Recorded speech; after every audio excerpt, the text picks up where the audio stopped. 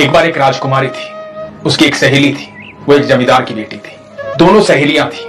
राजकुमारी के पिता जो राजा थे वो भगवान के अनन्य भक्त थे। साधु संतों को बुलाते थे, उनका स्वागत करते थे। एक बार संत आए महल में। संत अपने साथ एक शालीग्राम लेकर आए थे, तो शालीग्राम को महल में स्थापित किया। उनको भोग लगाते, उनकी आराधना करते, पूजा पाठ करते, कीर्तन करते। ये दोनों कन्याएं देखती थी कि संत कितने प्रेम से उनको भोग लगाते हैं, कीर्तन करते हैं, उनका श्रृंगार करते हैं। दोनों कन्याओं के भीतर भाव जागृत हुआ कि हमें भी ठाकुर जी चाहिए, हमें भी प्रभु चाहिए, हम भी कीर्तन करेंगे, हम भी बातें करेंगे, हम भी भोग लगाएंगे। तो संत महाराज को जाकर के प्रार्थना की कि हमें भी ठाकुर जी दो। दोनों बच्चियों की जिद संत महाराज देख रहे थे, पर अपने शालीग्राम दे नहीं सकते थे, क्योंकि वो जानते थे ये छोटी बच्चियां हैं, भगवान की आराधना नहीं कर पाएंगी सही तरीके से। यदि मैंने शालीग्राम इनको दे दिए और इन्होंने सही तरह से भोग नहीं लगाया, सही तरह से सेवा नहीं की, तो ये पाप मुझे लगेगा। पर उन्होंने बच्चियों से मना नहीं किया। उन्होंने कहा कि ठीक है, मैं तुम्हें कल ला कर दूंगा। अब संत महाराज जगह जगह ढूंढने लगे, कहीं गोल सा पत्थर मिल जाए। 2 पत्थर लेकर आए, 2 गोल पत्थर ला करके इन कन्याओं को दिए और कहा कि लो, ये तुम्हारे ठाकुर जी हैं, तुम्हारे शालीग्राम है। दोनों कन्याएं बड़ी प्रसन्न हुई। संत महाराज ने नाम दिया सिलपिल्ले ठाकुर जी।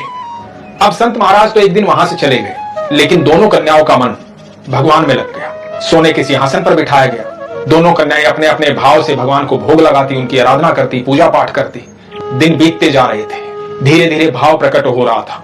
जो पत्थर संत महाराज ने दिया था, वो पत्थर इन कन्याओं के लिए पत्थर नहीं था, वो स्वयं साक्षात ठाकुर जी थे। दोनों कन्याएं सिलपिल्ले ठाकुर जी से बातें करती थी। उनको ऐसा प्रतीत होता था कि ठाकुर जी भी हमसे बात कर रहे हैं। राजकुमारी का विवाह हुआ। जब राजकुमारी का विवाह हुआ तो राजकुमारी ने कहा कि मैं अपने सिलपिल्ले ठाकुर जी को अपने साथ लेकर जाऊंगी। राजकुमारी भी सिलपिल्ले बाई के नाम से प्रसिद्ध हो गई थी। सबको पता था कि ये ठाकुर जी की अनन्य भक्त है। तो अपने ठाकुर जी को उनके सोने के सिंहासन पर बिठा करके एक पिटारी में रखा और अपने साथ ले चली। अब जब रास्ते में राजकुमारी की डोली जा रही थी, तो जिस राजकुमार से उनकी शादी हुई थी, वो भी बीच बीच में अपने रथ से उतर के आता और डोली में बैठी राजकुमारी को देख कर जाता। उसको लगता कि राजकुमारी उदास है, चेहरे पर खुशी नहीं है। वास्तविकता ये थी कि सिलपिल्ले बाई ने ठाकुर जी को ही अपना सब कुछ मान लिया था। ये विवाह उसकी इच्छा नहीं थी, वो ठाकुर जी को ही अपना प्रीतम मानती थी।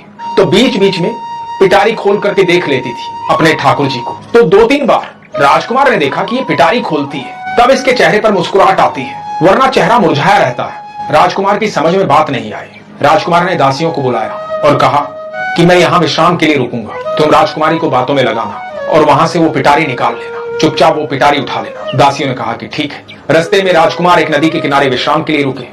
सब लोग वहां रुक गए। कुछ दासियों ने राजकुमारी को बातों में लगाया और एक दासी ने वो पिटारी वहां से उठा ली। उठा करके राजकुमार को दे दी। राजकुमार ने देखा इसमें तो एक पत्थर है, इस पत्थर में ऐसा क्या खास है? यही कारण है राजकुमारी की उदासी का। इसको देखती है तो मुस्कुराती है, मुझे देखती है तो कोई भाव ही नहीं आता है।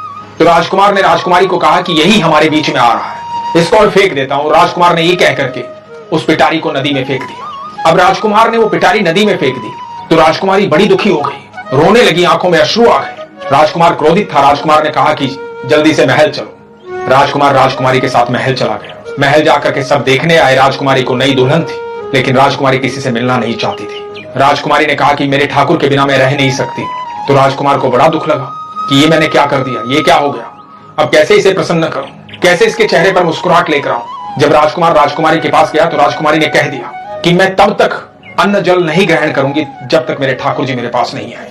मेरे ठाकुर जी के बिना मैं नहीं रह सकती। राजकुमार को लगा कि 1-2 दिन की बात है, भूल जाएगी, देखता हूं कब तक जिद करेगी। 1 दिन बीता, 2 दिन बीते, राजकुमारी कुछ नहीं खा रही थी। राजकुमार को इस बात का बड़ा दुख था कि लोग आते हैं और राजकुमारी को दुखी देखते हैं, उसके चेहरे पर मुस्कुराहट नहीं है और इसने अन्न जल त्याग दिया है। यदि ये कुछ नहीं खाएगी तो प्राण त्याग देगी और लोग क्या कहेंगे, सारा राज्य क्या कहेगा कि नई दुल्हन ने प्राण त्याग दिए, हम आरोपी हो जाएंगे, बड़ा लांछन लगेगा, बड़ा कलंक लगेगा, ये तो बहुत गलत हो जाएगा। ये सोच करके राजकुमार घबरा गया। राजकुमार राजकुमारी के पास गया, जाकर के कहा कि कैसे प्रसन्न होगी आप, मैं आपको बेहद प्रेम करता हूं, आपको चाहता हूं, इसलिए नहीं चाहता था कि आप मेरे अलावा कुछ और देखें। मैं चाहता हूं कि आपकी मुस्कुराहट का कारण मैं बनूं, मैं कैसे आपको प्रसन्न करूं। राजकुमारी ने कहा कि मुझे मेरे ठाकुर जी चाहिए। यदि मेरे ठाकुर जी मेरे पास होंगे तो मेरे चेहरे पर मुस्कुराहट आएगी, मेरे सब कुछ वही है, मैं उनके बिना रह नहीं सकती। राजकुमार जिद के सामने हार गया। राजकुमारी को लेकर के उस नदी के किनारे गया। राजमहल से काफी लोग गए। राजकुमार को वहां पहुंच करके एक बात समझ में आई, एक आखिरी कोशिश करता हूं। राजकुमार ने राजकुमारी सिलपिल्ले से कहा कि अच्छा तुम्हें लगता है कि तुम उनके बिना नहीं रह पाओगे, तुम उनसे बेहद प्रेम करती हो, तुम्हें लगता है कि वो तुम्हारे भगवान है, तुम्हारे ठाकुर जी है। यदि तुम उनसे इतना प्रेम करती हो तो वो भी तो तुमसे प्रेम करते होंगे, और यदि वो तुमसे प्रेम करते हैं तो तुम ये साबित करके बताओ। यदि तुमने ये साबित कर दिया कि वो तुमसे प्रेम करते हैं, ये तुम्हारा भ्रम नहीं है, तो तुम जो कहोगी मैं वो कर दूंगा।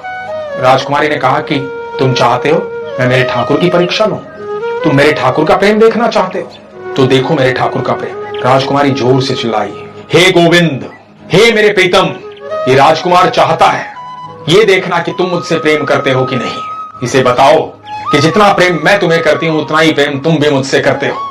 आओ मेरे गोविंद, आओ मेरे प्रीतम, आओ मेरे ठाकुर। राजकुमारी बड़ी स्नेह से, बड़ी करुणा से, बड़े हृदय से पुकार रही थी ठाकुर जी को। महल से आए काफी लोग वहां खड़े थे। अचानक से नदी में भूचाल आया, एक प्रकाश प्रकट हुआ, वो पिटारी आई और वो हवा में उड़कर सीधी सिलपिल्ले बाई के पास आ गई। सब देखते रह गए, सब स्तब्ध थे, स्थिर थे।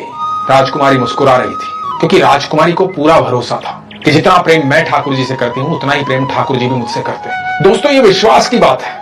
जब एक दुकान से आप पत्थर की मूर्ति लाते हो तो सिर्फ पत्थर की मूर्ति होती है। आप अपनी इच्छा अनुसार एक पत्थर की मूर्ति चुनते हो, आप अपनी इच्छा अनुसार एक पत्थर की मूर्ति चुनते हो, वहां से खरीद के लाते हो, उसके बाद अपने घर के मंदिर में लाते हो, उसे स्थापित करते हो। जब आप उसे स्थापित करते हो और उनको निमंत्रित करते हो और उनसे बातें करना शुरू करते हो, उनको भोग लगाना शुरू करते हो, पोशाक धारण करना शुरू करते हो, स्नान करवाना शुरू करते हो, तो आपके मन की, विश्वास की सरल और सच्ची बातों से भगवान आपका निमंत्रण स्वीकार करते हैं। फिर वो पत्थर की मूर्ति नहीं रह जाती। फिर आप अपनी बातों से, अपने विश्वास से उस पत्थर की मूर्ति में प्राण प्रतिष्ठा कर चुके होते हैं। भगवान वहां उपस्थित हो चुके होते हैं। जिस दिन ये विश्वास प्रगाढ़ हो जाएगा, जिस दिन इस विश्वास के साथ आप अपने घर के मंदिर में भगवान के सामने प्रार्थना करेंगे, तो आप यकीन मानना आपकी हर प्रार्थना ईश्वर सुनेंगे।